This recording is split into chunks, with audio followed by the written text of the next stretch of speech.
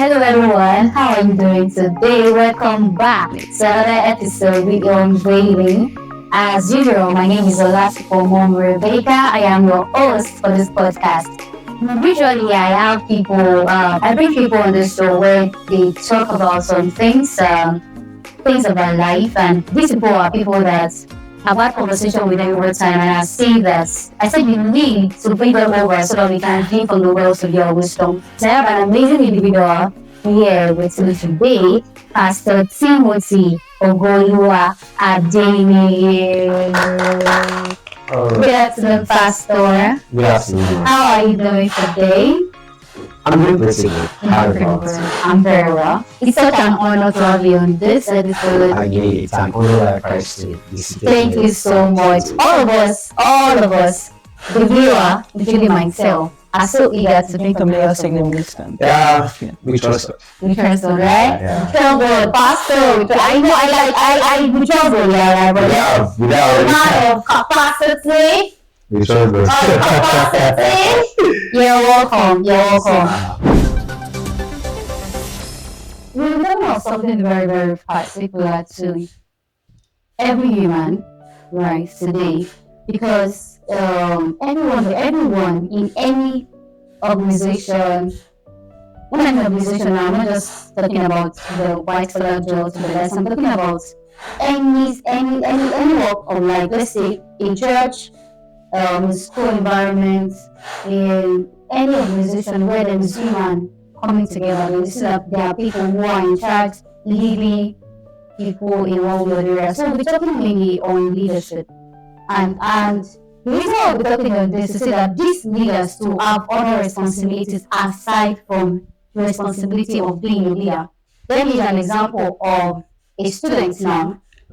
A student that get admission to university, that's a responsibility on its own, right? Yes. And then God help you are a fellowship, and then God might help you're not carrying to spare the position, probably a position of the welfare secretary. That's another responsibility. That's one, you are a student. Secondly, you are a leader in your church. Now, God help you now become someone that is politically inclined. Now you become the think of your department or your faculty. That is another thing. You have other identity that has to do with responsibility. Probably you are the eldest in your family. That is also a responsibility. God help you are not in a relationship. You have responsibility in that. Wow. So you see that I'm just trying to. But what can the kind of life that can surround an individual, especially when you're a leader? So now, let me bring it home to you now. I'm saying I'm going to give you this here, right? Yeah. And you are a pastor, my pastor, right? You are the pastor of Pastor Wing, a very big, what's it called now? Church on campus, a very big fellowship on campus. Yeah. You are the president. Now, how do you manage all this?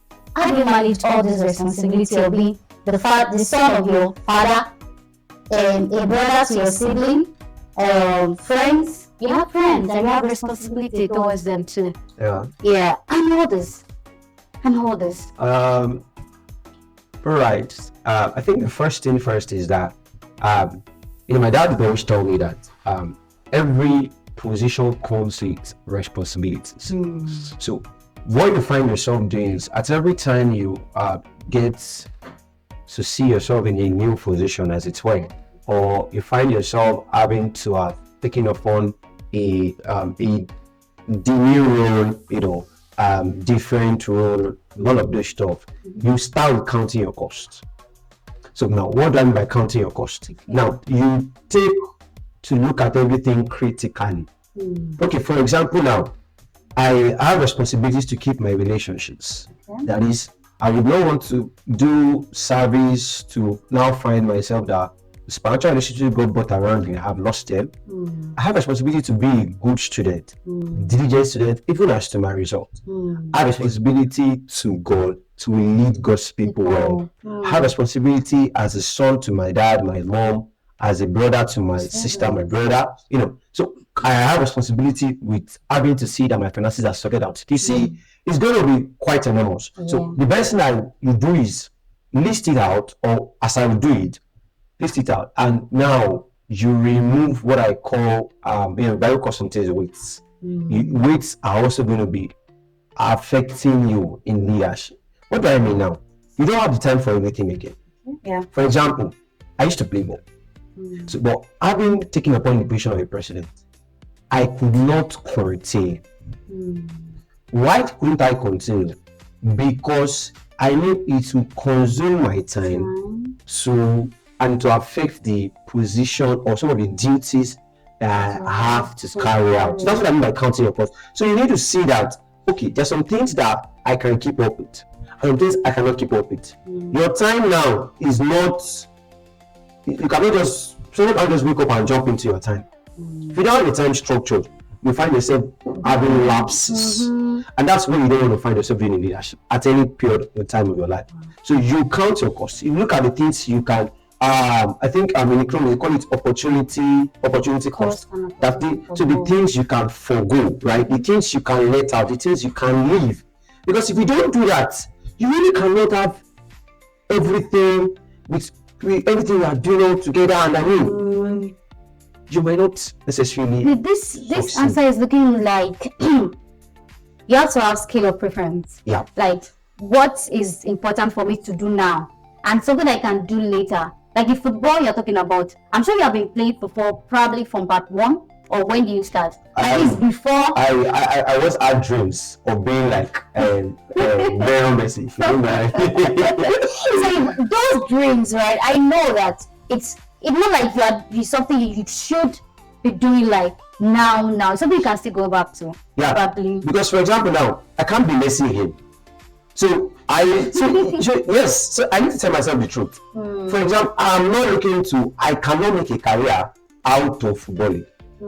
So why then should I invest my all of the time and energy on what I cannot make a career out of? So now football will be the thing of when I have time for, as it were, pleasure. It will not be a thing where I'm giving commitment to it. So you need to have scale of preference. Okay, this is what I have to do now. This is what I can do. What my time can permit me to do now. Cannot permit me to do some things. So because the moment you don't do that and you want to find yourself doing everything, you will not be effective. And as a leader, you always have to be effective. So effectiveness in leadership will also have to take upon your time. Right? And so you take your time to do the things that you have to do. Take your time to do the things that you have to do. That means there are some things that you have to let go, as you have said, from your scale of preference. List out the things that you know that I don't have to do this now. If you have the opportunity to still do them later, you can do. But now that you are in this position, you are in this leadership position. In fact, I feel responsibility, taking on responsibility somehow make you responsible. Yes, it's kind of yes. If you decide to. Yes, because taking responsibility does not necessarily make you responsible. Now, what do I mean? For example, now you could serve as the president and not be diligent and dutiful to the responsibilities of the president, but you took upon yourself the responsibility to be responsible. For example, now you find all across political spaces, you find we have people in political positions. I mean, there is no one time where you find a vacant as a political position. But now when you look at the state of their administration, the state of their sphere of influence, it doesn't always translate to look like you have people there, even after a number of years. So it's taking a responsibility will not necessarily make you responsible. So you have to take upon yourself to be responsible, because leadership, as it were, it's not position. Leadership will first start from within. So it's your mindset shift towards it that now makes you to express things without. So taking upon responsibilities, that's taking upon positions now, which are I've only used the word taking upon positions, will not necessarily make you responsible. So it is now your decision to be responsible to the responsibility that is Yeah, that's called to according to you. your Yeah, hand. Yeah. that's beautiful. Thank you so much for that. Now, I just want to now. You said something about that. Leadership is not necessarily a position, Yes. right? So, so you know, I want to trace back. How far back, or I don't know how to put it, it's like people have been looking up to you even before you come to position, like, or taking position. Like, how have you been able to play out that trait or being a leader? But I think leadership can be learned, right? Yeah. But some people are naturally born with that ability, even though it's something that can be learned. You see, sometimes even in a family, you can see the last one being the boss of the house. Yes. To some extent, right? It does not end there, right? But there's still time to study. There's still time to walk in that direction of being a good leader. So even when you are not yet holding position, or you are not in a position as it were, people have been looking up to you in that sense. So how have you been able to accept that responsibility that I need to lead this people, even when you know that they need a leader to lead them? All right. So everything that you want to target in, that is looks like comes up with someone as it were or something. How do you find out that, for example, like you see somebody who is born talented, okay, this person had this talent. How did the person know the person had this talent? So whatsoever is innate in you that you don't put to use, people cannot see it. Whatever you like, you Whatsoever have is to do. innate in you Yeah. that you don't put to use, people cannot see Cannot it. see it. So, and that's the reason why, like I said, it's there's such thing as the mindset towards a particular subject matter that gives a judgment on how you carry the duties along that line. So, what am I trying to say now? That you find out that people need to be led. Yeah. One of the good traits, or one of the traits that makes you a good leader, is that you don't want people to make the same mistakes that you make. So, and at every time, that helps you, that fuels you, all right, along that line. So, what will fuel me along the line of, okay, I see this person comes to meet me, or I see that in this person, is that I will think of the effect that will happen to this person. The person is not properly led along this line. So because of that, it will help me to help the person. So what will steer my heart, or what will steer a good leader's heart, is that you don't want people to repeat the mistakes. You don't want people to bear the things, all right? The stuffs you can correct. You don't want people to have that same thing again. For example, now, let's say if you have discussion maybe around the Bible, so people will say that my voice is always higher when we start conversation around the manner of this stuff. Because what fills my heart majorly towards that line is that I see that there were struggles along this line for certain person. And you really don't have to go through that same thing again when I have the answer for you. So what will steer your heart towards proper leadership, or to see that, okay, this person is looking up to me, this is that, is that you don't want people to repeat the same mistake that probably you made or you have seen someone make. So, and that's why a good leader is a good learner, and someone that pays attention. A good leader is a good learner. Because what you want to do is that you yourself want to learn, all right? So, because obviously you can't correct something that you yourself have not corrected, like in and of yourself. Like, for example, I don't want to go through this, I don't have an idea about it. What am I supposed to tell the person? So, for you to properly find yourself in leadership, and that's why leadership is not a place where you say, I've reached the peak.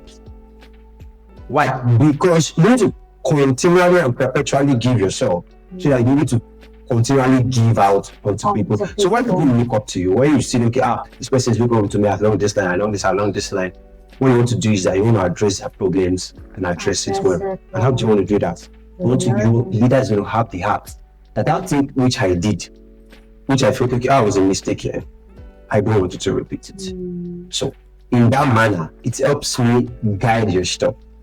So when somebody comes and say, maybe around the lines of mental, along the lines of this, all right, we sit down, have the conversation around. So this and this and that. What I want to do for you is that there's no joy there's no joy in saying the sugar I went through. Go through. Go through. Do you know that some people have this kind of mindset? And it's wrong.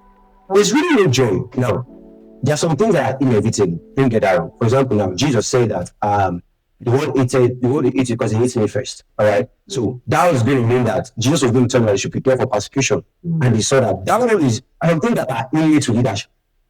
For example, leadership is not on the platter of gold. All right, because leadership is servanthood. So you obviously people will offend you. So for me to now say, I want to lead you to see that people never offend you, that's a lie. There are some things that are innate in leadership. Don't get that wrong. But I'm saying there are some things that are avoidable. So the avoidable things, are the things that I want to look out for in people. So that we don't go through the same mistake again. So that's how. So when people are going to look up to you and to say that, just to submit, like around the rise of submission, right? You want to ensure that in your leadership, there is no one time where they go through the avoidable mistakes that you want to. And leadership is, he says something and it's so true. Leadership is servanthood. Yeah. The servanthood. Yeah. That means you have gone through a particular thing, and probably you see that is an error, and you don't want the person coming behind to also go through the same. I think that's enough. That alone will fuel the way we even see. That alone will help us view leadership differently. Yes. Because I think more people are more, drawn to the position and the honor that is attached to the position more than the responsibility. And that's where the issue comes in. Jesus would be speaking, right, and would say that the greatest amongst you says will be a servant. So what Jesus was going to present to you is that it's supposed that when you see the higher you go, the lower you should become. And that's what Jesus represented to us. So when Peter said, I can't wash my feet, Jesus is looking like, do you know what you're doing? Like, this that I'm doing is what I must do. So do you get the point? So the point today is that the higher you go, is the lower you should be. Okay, that's amazing. That's amazing. Okay, from the audience, you have a question that all right. Someone is not capable of mentoring some set of people, and they are coming around. And she feel like she's not ready to mentor them. To go along that line. Like I don't have the capacity according to the person now. Like, right? So what can you speak to that? My first question is why look capable. Now, and the question is not to say, this guy is trenches and this one is attacking me. No. The question first is for introspection. Self-examining. So, for example, now, it's like somebody coming to me to say, so that question will judge your action. So, for example, now, I'm not along the lines of, let's say, engineering. Okay. So, somebody now comes to me to say, come on, mentor my line of engineering. I'm not capable. And they have a different field. Okay. So, that would make me know, okay, what's my reaction towards you now? Is it that I will play to you? Engineering, I don't know. No, my calling. Your hair, take it point now. I know. So what I have is what I can give. Right. So that's one side to it. But the second side to it will now be, I'm going to do three sides to it. All right. And the third side will be the spiritual side. So but the second side to it now will now be if it's in your field. All right. And like I said earlier, the form of leadership is I don't want people to repeat the same. Because the truth of the matter is that you say you're not capable, everybody has to lead one way or the other. I mean, we're in a society where leadership is compulsory. And that's why leadership is not to the confinement of position. It can't even be. Now, you have siblings. If you don't have siblings, you have younger relatives. You don't have younger relatives, you'll be one day in a senior class to somebody. Like, there are just many instances that leads you to want to leave. Okay, I'm like, you're in part 4 sociology. But it's like, I'm in part 1. So what do you think I can do? No, in the sense, you have been brought to leadership compulsorily, either you like it or not. So you need to first have to accept to yourself that this leadership thing is not something you can run away from. So, like I said, then you're going to ask yourself, why am I not capable? So, if it will be that, is it because I don't have much knowledge around this area? You know, you could tell the person that, okay, I maybe at this time learn to do this, but you would go and work on yourself, because society will present the chance to you again and again. Like, could not necessarily be a learner, and that's why, like I said, a leader is a learner. Because you're not going to be waiting to, for example, like someone else saying, I heard a man of God say something one day, right? And he said that let there not be a verse, and somebody will ask you to explain, and that's the first time you're reading it. Now, I was going to talk about the fact that just have desire towards the word.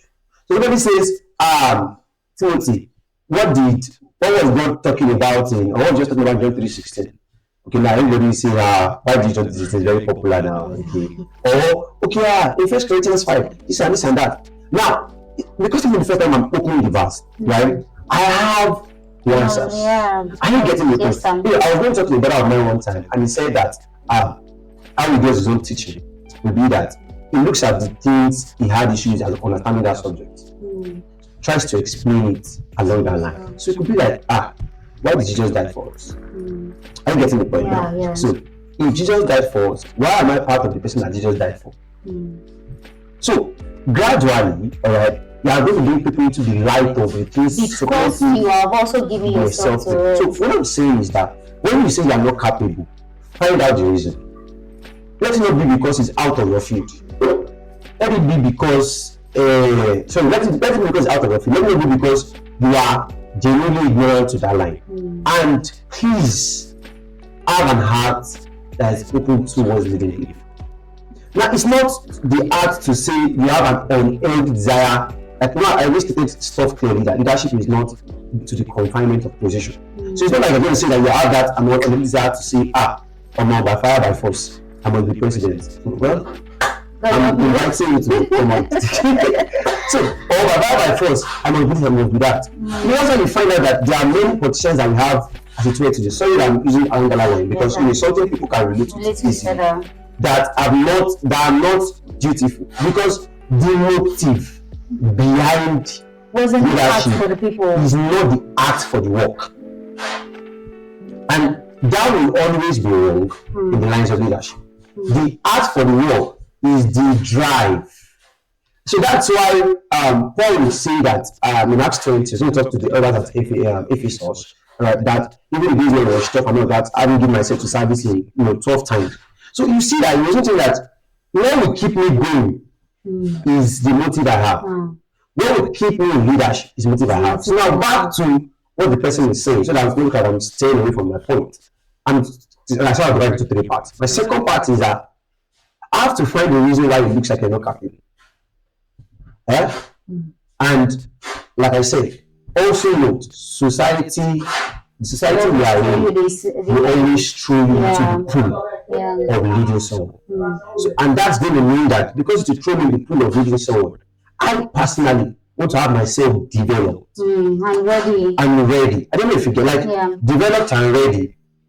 Like, it's the way you say it's not in the battlefield and start learning how to shoot gun. That's how you're supposed to see life on the premise of leadership too. It's not when somebody is going to come and say at every time that please, I don't know what to do next in life. And you say, okay, come. Why do you tell people what to do next in life? What and what and what? So the thing is, in leadership, have a place where you are gradually getting self-developed. Now, first point, second point, and my third part, which is I'm going to stay around the spiritual side, would be that's maybe going to use the word discipleship. Would be that it's a mandate, so we don't have a choice. Discipleship is a mandate. Discipling men is a mandate. So we don't have a choice. Mark 28, Mark 16, 24, John 20, find out all of that in Mark 28. Jesus says that 18 down to 20. says that we should go and make disciples of all men, right? Of all nations. So that is still teaching them to observe whatever things I've commanded you down to the ends of the earth. That is, Jesus did not give the disciples a choice when he was going to leave. The commission. So, and that is the reason why we believers don't really have a choice. And that's why around the church circle, all right, one of the things that you must always leave church with your heart stirred up is to see men discipled strongly in the faith. So when we're going to talk about in John 15 that my father is the vine master, vine says that we're going to talk about being floating. So we talk about how that gradually the things you're going to do men and by the using of your hands. So that's why there is really no such thing as a choice along that line. You know, and these are good patterns for us. These patterns for me. So for example, if I know that, okay, as I'm in part 5 now, I see a child, sorry to use your child. I see someone coming to school part 1 and I know that okay, the person does not know much about the basics of the faith, all of those things.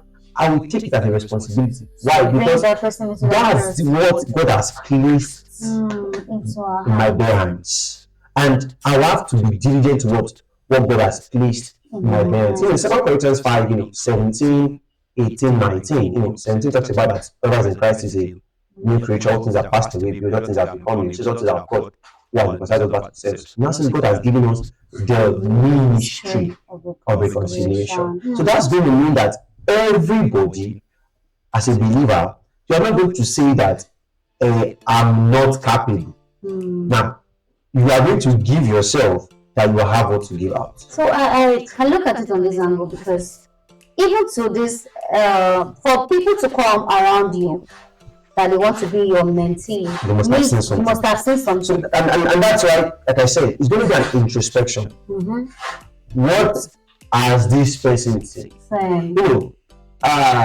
Acts 3, Acts 4, something beautiful happened. There was a man at the gate called Beautiful, the lame man. Peter and John went at the hour of prayer, and the 3rd hour, stretched for their hands. The man got healed. He now asked them, how did this? That means that they saw that they had been with Christ. So the first thing I said around this is they must be like a check-in. Yeah. So what's the reason behind why did this person come? Why does it look like I'm not interested? Why does it I'm not capable? Maybe there's some people feel like, okay, maybe I don't this time. I want to shut down for some period, So, but like, it's like why is somebody coming? Like, why is this person? For example, now somebody is coming to say, teach me teaching 101. I'm going to look like I did it before. So the person can come because the person knows that I've done it. The definitely can come to me that's a long social time to say teach me. So it means that the person has seen something. And I will also say that this stage that we are in life, before we get here, we are also being mentored in one way or the other. So such as we have also received and we have also come to this probably capacity, we also should extend the same thing. And again, it's a commission by God. So mentoring people, being a mentor, it is not an option, it is a commission. Now, we have a question. Someone asked a question here. All right. The person said, good afternoon, ma.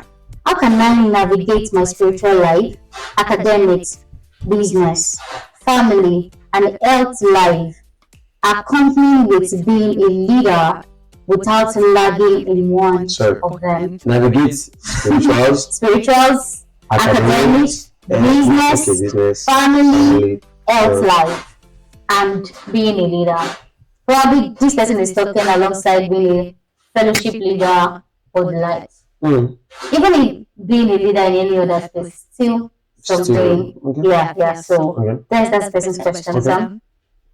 And I started with something to say that I was talking about the lines of things you have to leave when your responsibilities come. So that's going to be a side of the part to me. I don't want to go over that again because I made mention of the stuff along the line. But I also want to mention that the person is going to have to get intentional about each of them. But many times, or rather, I try this all the time, the flow, I don't need perfect understanding. That's from that side of the spirituals. That's the flow. because the person says in the spiritual life, you are a believer, you are a spiritual man. So the believer is a spiritual man, right? So it's not a halfway thing. The believer is spiritual. So now, and that's going to mean that because the believer is spiritual, the believer needs to give attention to the things that pertain to the growth. All right. Then from there, I believe holistic understanding helps you. For example, Paul told to talk to church at America that whether she know or she should know it, so that either they know about customer will too, and we're giving ourselves. So that's what we say. I mean, look at now, how do I put on navigate it? So the point here is that first of all, right, how do I navigate it? I'm going to ask you, what are your priorities? So what am I trying to say is that looking at all these things the person outlined, things like family, things like academic, business, those things are actually very, very, very. I can't even say, okay, this is like a scale of preference here because all those areas are very important. And that's what I'm going to say. So the point here is that, you see, spiritual life is not negotiable. And likewise, living areas of life should not be negotiable. So how do you navigate there? One, it means that because of this, there are many things you can give yourself to. For example, academics, I want to finish the first class. What is the price to pay? Don't hide under the guise of spirituality to use the price. So, one, be truthful to yourself. What do I want? My business, I'm going to hit the goal of an annual revenue of 15 million. How do I go about it? Else life will mean that you have to find yourself resting, alright? You have to find yourself feeding, alright? So it will mean that to find yourself resting, I need to have a proper planning of my time. Why is there here what you just said about feeding? They will laugh. Because it's always as the odds. As the odds, for as the odds, pure water, then go for the water. There's something I want to see. Myself like an hard truth. But you see, there's a phase of your life where you are saying that all things are not be equally linear. What am I trying to say now? For someone like me that have, maybe in a day, from meeting to class, back to meeting, and all of this, by the time you get home, you're tired, just want to sleep. You have to accept that there's a phase of your life where that's going to be the crux. And that's why, the Bible says in the classic 3 that there's a time for everything under the sun. There are times, season times to plant, and all of this stuff. If you read that. So I need to know that, for example, some things don't span the end of my life. So some things will take the priority of the now. Yeah. Some things must take the priority of the now. Some things must take the priority of the now. For example, in your academic, you know that if you say 25 hours, once you finish, you cannot go back to affect that situation. So it is going to mean that you know that it's a priority that you must pay attention to. So you need to, like I said, you need to make I'm going to be practical, you make it all the time. For example now, because I know that I have a test in 2 days time, what will I try to do? I will try to water down the meetings, individual or personal meetings that I would have. To pay attention to my books. I'm getting the point now. So because I know that weekend is the time I have to focus steadily on my business or my books or like so it's going to mean that maybe when I finish classes during the day, I will pay the price to read. Are you getting? So that I can focus on weekends to pay attention to what I have to pay attention to. So family, how about I schedule that out of 7 days a week, I call that or weekend, we'll talk.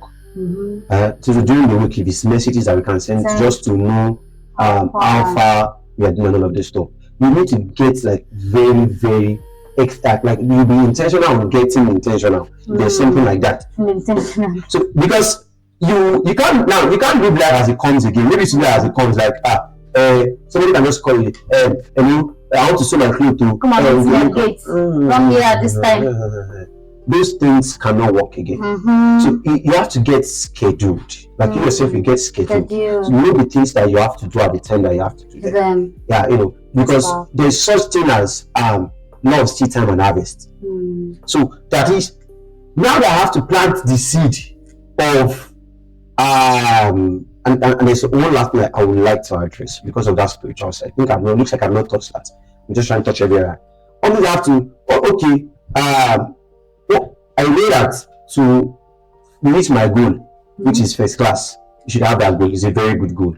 All right. Spirituality does not take you away from that goal. It's a very good goal. Right? Our God is an excellent God. So my goal is first class. It means that I know that first class is not I'm about to attack some people who speak like myself. It's now the night before the exam. I want to always go. Because you would have to be intentional about that area. And now for the spiritual side, because service to God is a lifestyle, right? And you need to understand that service does not take away your devotion to God. So rather, service should not take away your devotion to God. I used to tell people, don't get activitized. That is, you shouldn't just get full of the activities. Okay, today we're going to study the word. Today is prayer meeting. The next is evangelism. To be effective actually as a leader, which I believe is going to be a spiritual leader, you have to pay the price in the secret. Take a place. So to be effective actually, you have to do it. The Bible says that Jesus, as his customers, will go to pray. Right? Do you find that? So you're going to see that to be effective actually in ministry, you have to, somebody will say prayer is the power of ministry. And I mean, prayer and the word cannot work out of the work hand in hand. So all I'm trying to say is that I'm going to look at it. I'm going to look at there's nothing that I can afford to, because you don't work in perfect health. You can't do ministry. Exactly. You can't do ministry if you don't work in perfect health. Imagine your head is aching you all through now, and your body is hot, and you want to preach, and you can't do gestures, you can't move your head. If you don't work, you can't speak well. So you have to. You see that everything as very important. So you give attention to everything. You schedule your time to fit everything in. For example, now, as a student, you might not have time for business every day. You need to tell yourself the truth. You need to schedule a particular time. You might not have time for business every day. Even delegation. And because you have other goals as well, do you get the point now? And that's one of the last things I want to say, is that delegation is key when it comes to that. Leadership. You don't want to do everything. Jethro told Moses, he says, with the way you are going, you will do yourself. You will do yourself with the way you are going. So delegation is very much important. This is amazing. Please, for that person that asked the question, I really hope that you get your answer perfectly, because a lot has been said in every of this thing that you talk about: your health, the family, your education, even your service to God. They are very, very, very important. They are very, very important part of your life. I don't want to use scale of preference, because of course those things are important, and there's no one that is more important than the other. But this is just me telling, this is just us, the speaker, saying something around that. There are some things you don't have to do like now. Probably around your career, when it comes to, I'm just saying that, like, right, you have the time. You won't come back and sit that, you won't come back to do psychology again, and because for that CGPA that you have gotten at that time, you can't change it, you can't alter it. I don't pay attention to that at the time. I pay attention to one thing at the time. Delegate, yes. About delegation, and if you apply all this principle, you'll be very well at how things. You can also lean on friends. And I think let me quickly mention this is that you could go along the lines of to do list. Okay. So for example now, because you know you have a lot of things to do, so that you don't get to forget. Okay, I want to call this person, I want to pray for this person, I want to do this, I want to do that. I go along the lines of that, so that there's nothing that I'm going to leave out and I'm going to forget. Because you want to be effective in all areas of your life, right? You want to build a career for yourself. You want your business to thrive. You want to work in perfect. You want to have balance. Right? You want to, lag behind all of this stuff. So it means that you could help yourself to, okay, so this is what I want to do. Tomorrow this is what I want to do. Now, in doing that, I'm going to help myself. Maybe somebody gives me a clothes to sew for a person as a trainer. I'm supposed to deliver in 2 weeks' time. Now, why not? Okay, on Friday and Saturday, I'll devote to do it. Are you getting the point now? So that's going to help you, make the most of your time. This is powerful. Thank you so much, Pastor Timothy. We are so glad to have you here. I don't know if you have just a parting word for our viewer, especially for that person that is stuck and in leadership right now. Just one word of encouragement for them. Okay, parting words. I would say my mantra for leadership. All right, and I'm going to leave it here. And that was I read scriptures on there, and in John 13 that John will talk about that there was a disciple that was leaning on the bosom of Jesus Christ. And so when Jesus and Paul will talk about in Acts 20 that he went preaching to them house to house, in public and all of this stuff. And so Paul will tell Timothy, like Christ, 2 Timothy 3 again, that in 14 that knowing of whom he has learned this stuff. So it means that there was some sort of intimacy between Paul and his disciple, Pastor Timothy. So what am I trying to say in essence is that leadership is not necessarily that big dichotomy you make between yourself and you are leading, right? Leadership is heartfelt. Leadership is heartfelt. So leadership is heartfelt. So like somebody will say, since leadership is when you can change the standard perspective of people, and they can buy into it. And that would mean that they should feel your heart, all right, when you are leading them. So, and people think that's always a cue to nonchalance and say, they will not respect you. No, that's not necessarily right. All right, you teach your people all your life as a leader, so that there's nothing lost in place. What is being said, I hope you gain 1 or 2 things, like 20 things, right? For you to know that leadership is not bossing people around, right? It's not dictating people. It's not ordering them around. You are leading people. These people have emotions. They have art. They want to listen to you. They want to love you, and you don't have to be far apart from the people. There should be a close. There should be. It's not like it's not optional. It's not optional. Yeah, it's not optional. Yeah, it's something that should happen. I know that there are conversations around if that's going to lose.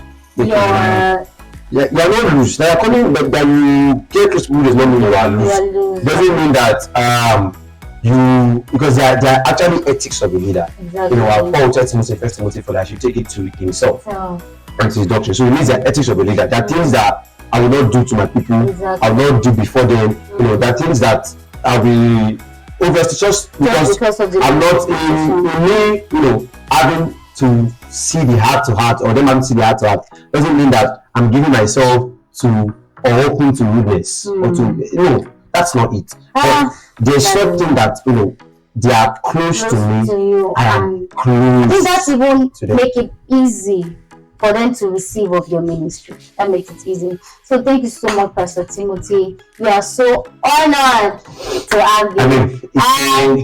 Thank you so much for unveiling a lot to us. Wow. And our team have something very to appreciate you. So thank you so much, Pastor. I really love and celebrate you from the bottom of our heart. Thank you so much for this opportunity. Much, and I mean, the unveiling is something you don't want to get out of. I know that amazing minds, amazing people will keep on coming, and I want you to stay glued, to this, because this is just the start, and we trust God that Dan can imagine. Yeah. So I want to know your opinion on everything we discussed on this podcast in the comment section. But I actually have questions. Yes, you have questions, you have further clarification. You want to get clarification on some things, you can drop your question in the comment section. Love you. See you in the next episode. Thank you.